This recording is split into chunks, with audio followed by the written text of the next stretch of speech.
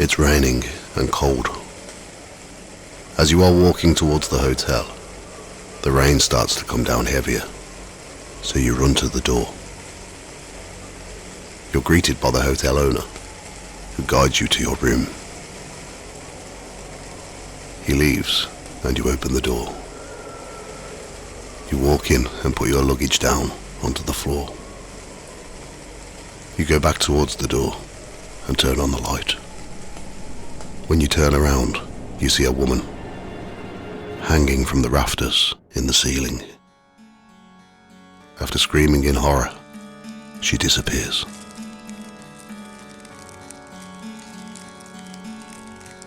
Welcome to Ghost Tales by the Fireside. I'm your host, Clem Dalloway, and this episode is about the historic building which is now the Prince Rupert Hotel in Shrewsbury, Shropshire. With 900 years of history, it's bound to have a few ghost stories.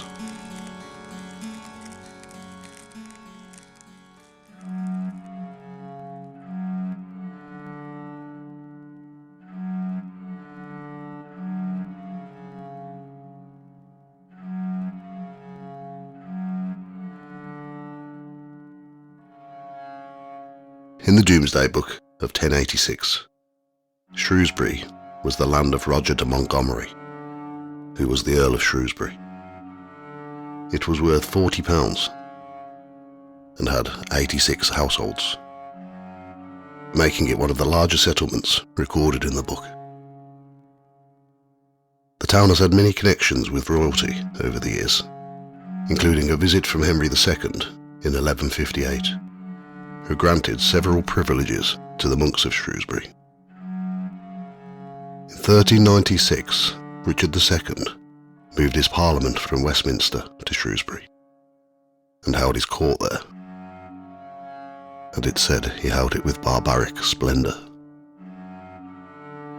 In 1485, prior to the Battle of Bosworth, King Henry VII shouted in a house on Wild Cop near to the Lion Hotel. From the time of William I to the reign of James II, Shrewsbury received 32 royal charters. But the one royal who seems to have a lasting legacy in the town is Prince Rupert of the Rhine, the grandson of James I and the nephew of Charles I. On the 20th of September 1642, 2 months before the Battle of Edge Hill, the first battle of the English Civil War, King Charles I, along with his sons Charles and James, were granted free access to the town, and he was to be entertained in the best manner. Charles's son, James, and his cousin, Prince Rupert, spent some time at the Jones Mansion. Which Jones Mansion is questionable. In the year of 1642, there were 3 Jones Mansions in Shrewsbury, all owned by different members of the same family. So which mansion did Prince Rupert stay in? So let's take a look at a short history of the Jones family. William Jones, originally from Wales, settled in Shrewsbury and became a very wealthy draper. The town was famous for its drapers. He commissioned a house to be built in 1570 on the corner of Grove Lane and the High Street, today the location of Costa Coffee. William and his wife Eleanor had 4 sons and a daughter: Richard, Thomas, Edward, Isaac, and Sarah. He died in 1612, and the house, Jones Mansion, was left to his eldest son Richard, also a draper, who moved into the property and stayed there until his death in 1638. His second son Thomas became a wealthy merchant who became bailiff from 1601 and High Sheriff of Shropshire in 1624 and Chief Magistrate in 1638. Also in 1638, Charles I appointed Thomas as the first mayor of Shrewsbury, granting a royal charter to the town and the right to elect a mayor. Thomas and his wife Sarah moved into a timber-framed house at the bottom of Wild Cop, also known as Jones Mansion. The building was demolished in 1829. William's third son, Edward, became a lawyer. His house is part of the present-day Prince Rupert Hotel on Butcher Row, which was also known as Jones Mansion. When his brother Thomas died in 1642, Edward moved into the Jones Mansion on Wild Cop. So it makes sense that Prince Rupert stayed at the Jones Mansion, which is now part of the present-day Prince Rupert Hotel, which incorporates part of the original house along with other buildings from different ages, ranging from the 12th century. Prince Rupert is also said to have stayed at the Dun Cow on Foregate Street, the oldest pub in the town. The mansion on Butcher's Row was said to have had a large forecourt, which was built over in the 18th century. At the end of the 19th century, the property was divided into 5 separate properties due to the owner struggling with finances. In 1996, Mike Matthews became the owner of the Prince Rupert Hotel. Over the next few years, he purchased the adjoining buildings and incorporated them into the hotel. Part of it being from the 12th century, the Tudor era, and some parts from later years. It's now a Grade 2 listed building and is considered in the top 5% of important historic buildings in the United Kingdom.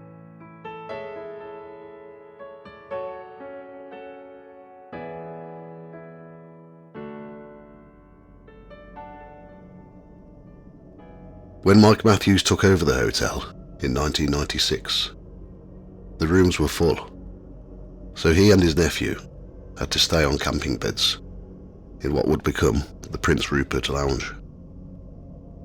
They went to the bar to get a drink and were gone for around 40 seconds. When they got back, their pillows were gone. They looked for them all over the hotel until they finally found them in the lift, which is over the other side of the building.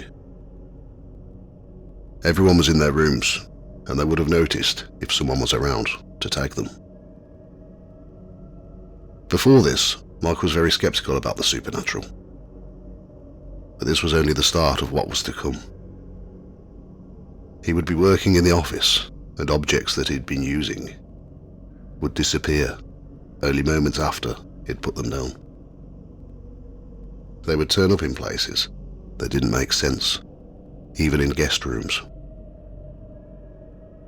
In the Prince Rupert suite, many guests have witnessed an indentation in the bed, as if someone was sitting on it. This is something that happens more than once a month. The Prince Rupert suite has had more sightings than any other part of the hotel. A reporter who wanted to have a paranormal experience booked the room for a night, just to see if he would see anything. He took many photos, and when they were developed, one of them had an image reflecting in the mirror that is on the wardrobe, as if it was a reflection of someone else who was in the room, but he was alone. The ghost of a maid has also been seen in and around the Prince Rupert suite.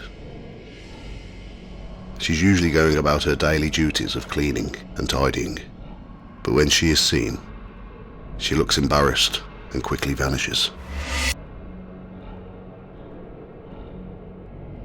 It's believed that at some point in history, when the house was a private residence, a maid took her own life in one of the rooms after her fiancé left her for someone else. This was room 6, and many guests have reported entering the room to find a woman hanging from the ceiling. They've described her as wearing old-fashioned clothes, and she looks like a normal person, not transparent like in the movies.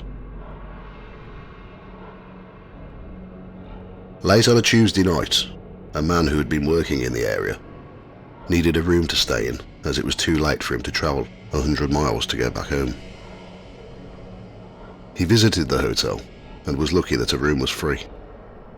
Unfortunately for him, he was given room 6. It was around 9:30 in the evening when he needed something to eat. Food usually isn't served that late, but the chef made him a sandwich. He ate his food and had a drink, and then retired to his room for the night, as he had to be up early in the morning for work in another town. As he entered the room, he turned the light on to find a woman hanging from the ceiling. He screamed down the corridor for help, and people came running. When he went back to the room, along with the other guests, the woman had mysteriously gone. He questioned the manager when he turned up to see what was going on. The manager then told him about the story of the maid who took her own life. The man left straight away and took the rest of the week off work in shock. The manager was kind enough to refund him.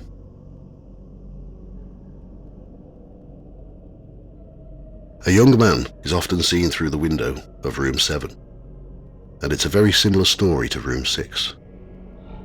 It's not known who he was, but he's believed to have shot himself after the girl he loved left him for his best friend.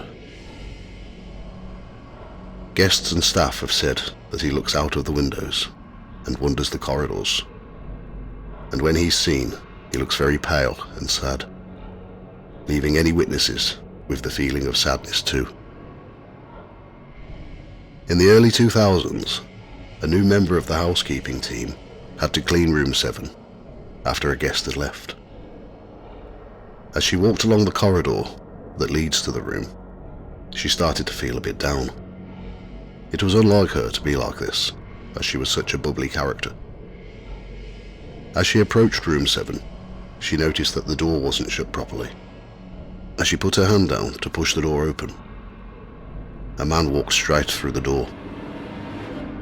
She quickly moved out of the way and he walked off down the corridor and then disappeared before reaching the end. She was terrified and ran into the kitchen, telling the kitchen staff what she'd seen. The staff told her about the man who'd killed himself, and she confirmed that he didn't seem normal. She said that he was tall and slim, with a very pale face, and a gaunt, sad look.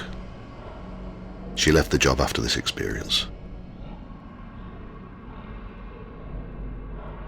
When one of the rooms was being renovated, the floorboards were removed to reveal a spiral staircase that led down into the ground. After being examined by experts, it was revealed that it dated back to the 12th century, and it led down into the medieval cellars. The staircase and walls of the cellars are integrated into the original medieval walls, and there are doorways that have been blocked up that may be entrances to tunnels that lead to other parts of the town. The skeleton of a young girl was supposed to have been found amongst the rubble in the cellars, but I can't find any evidence of this. A local historian who takes people on ghost tours claims to have been held around the throat by unseen hands on many occasions while being in the cellar. The invisible entity has left red marks on his throat and on others too. People doing the ghost tour in the cellar have said that they've felt someone touching the back of their neck, and it has been known for their necklaces to be unclamped by the ghost. One woman on the tour once said that she could feel a little boy grab her hand and pull her towards the stairs.